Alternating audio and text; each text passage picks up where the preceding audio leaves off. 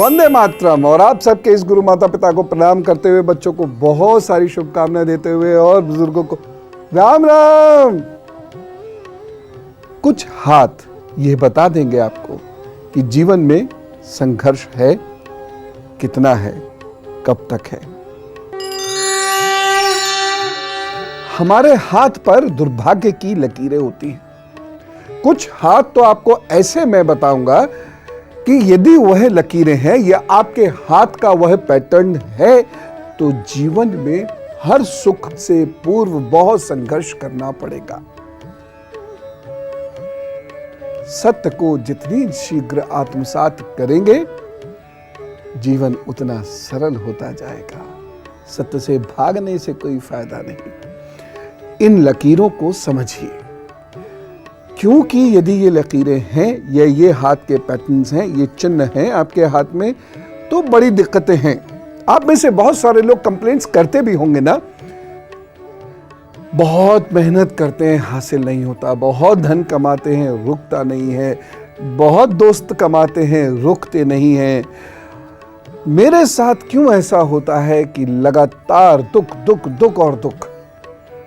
कब जीवन में सुकून से दो रोटी मिलेंगी? ऐसा होता है। चलिए मैं आपको हाथ पर दिखाता हूं ऐसा क्यों होता है और यह भी बताऊंगा कि इसको खत्म कैसे करेंगे। अगर आपकी जीवन रेखा ऐसी है, बारीक और पूरी है, प्रॉब्लम नहीं है। लेकिन अगर आपकी जीवन रेखा बहुत हल्की है, पतली सी है, बीच में उसमें किनारे से निकलते हुए चले आ रहे हैं, तो यह आपकी जीवन रेखा एप्रोप्रिएट नहीं है, मुफीद नहीं है, यह लाभदायक नहीं है।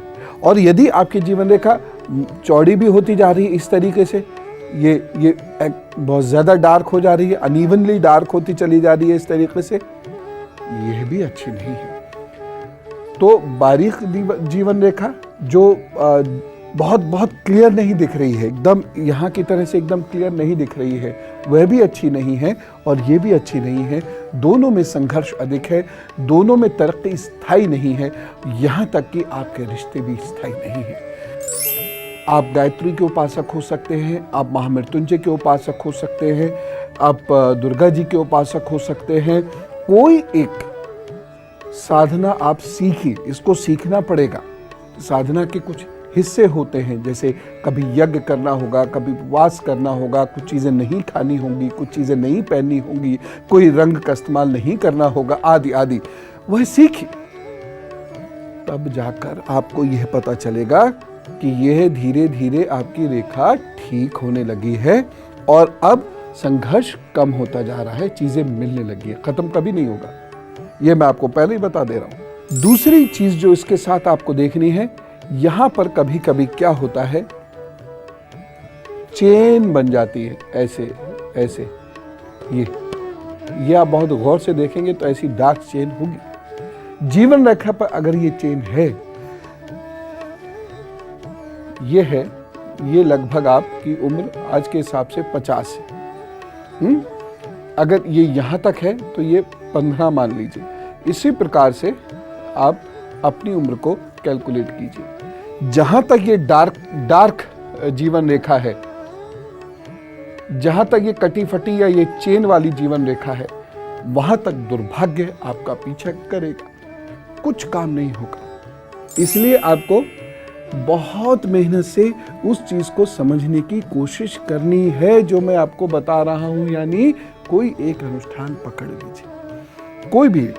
आप अपने ईश्वर का, जो भी आपके इष्ट हैं, जिनकी भी आप पूजा करते हैं, कोई एक अनुष्ठान पकड़िए और चल दीजिए।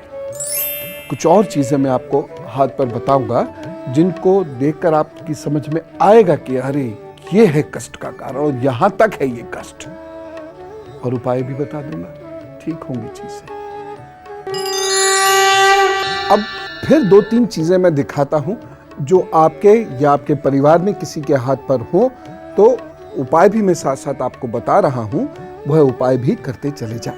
दुर्भाग्य की बात है तो भाग्य रेखा की बात तो हम करेंगे। ये भाग्य रेखा है तो बड़ा अच्छा है साहब, आप बहुत कुछ कर सकते हैं।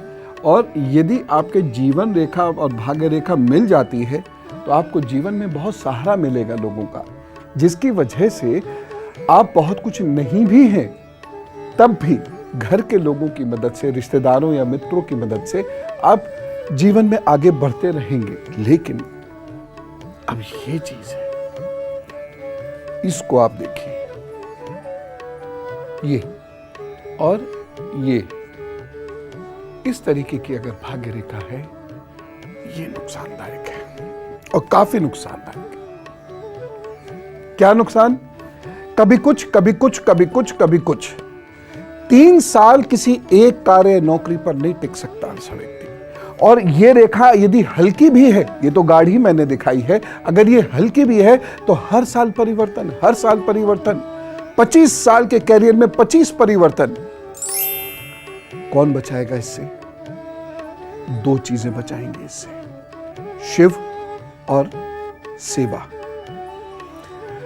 शिव जी का अनुष्ठान, अगर इस प्रकार की भाग्य रेखा है तो आपको शिव के चरणों में जाना होगा। शिव जी का अनुष्ठान किसी भी रूप से आपको करना है और साथ ही साथ अपने जीवन में कोई एक सेवा ले लीजिए, वो पशु पक्षी पेड़ पौधे किसी की, और सारी दुनिया इधर की उधर हो जाए, वो सेवा इधर की उधर नहीं होनी चाहिए। मैं 2-3 और चीजें आपको बताता हूं, वह अगर हाथ पर हैं, खासतौर से बच्चों के हाथ पर इसे देख लीजिएगा, उनके होने का अर्थ ही यह है काम नहीं होगा। अभी बताता हूं। चलिए कुछ और चीजें देखिए, समझिए और उसके उपाय भी जानिए। अब ये रेखा देखिए, ये इतनी सी रेखा है, चलेगा, क्योंकि सफलता मिलेगी, देर से मिलेगी, कम मिलेगी। आईएएस बनना चाहते हैं तो हो सकता है पीसीएस अलाइड हो जाए, हो सकता है 30 या 32 साल में जाकर हो वो भी, लेकिन होगा। अगर ये रेखा ऐसे हो गई, ये तो कुछ भी नहीं, दुर्भाग्य ही दुर्भाग्य। और इसमें भी यदि ये रेखा इस तरीके से बटनी शुरू हो जाती है, बहुत बुरी। अब करना क्या है? गायत्री पकड़ लो साहब, खूब उपासना करो गायत्री की, खूब यज्ञ करो, आप खूब देर देर तक ध्यान करो, और हर महीने 2 महीने में एकांतवास पर चले जाओ जहां आप सूर्य की आराधना करो।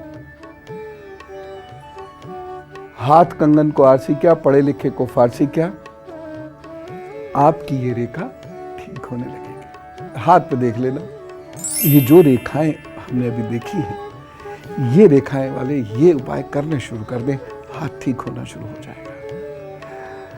अभी मुझे आपको वो हाथ दिखाना जिसमें बहुत सारी कटी फटी ऐसे ऐसे करके ना जाने कितनी प्रकार की ड्राइंग बनी हुई होती है। क्या मतलब होता है उसका, और ऐसे लोगों को क्या करना चाहिए, ये जब भी जानते हैं। और अब गुरु मंत्र, यहां बहुत सारी रेखा, ये रेखा, ये ऐसे ऐसे करके, ये यहां, ये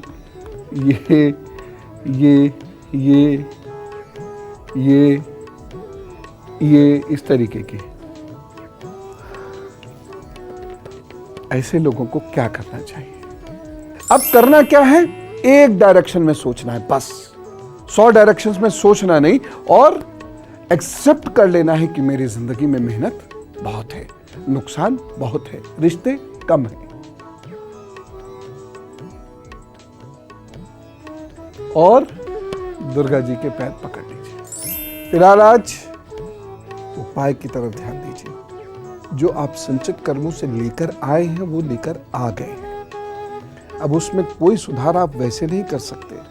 हाँ, यदि आप लगन से उपाय करते हैं तो निश्चित रूप से आपको लाभ प्रभु देते हैं, देता वही है, इसलिए उसकी याद कीजिए और मुझे इजाजत दीजिए। चलो, राम राम, नमस्कार।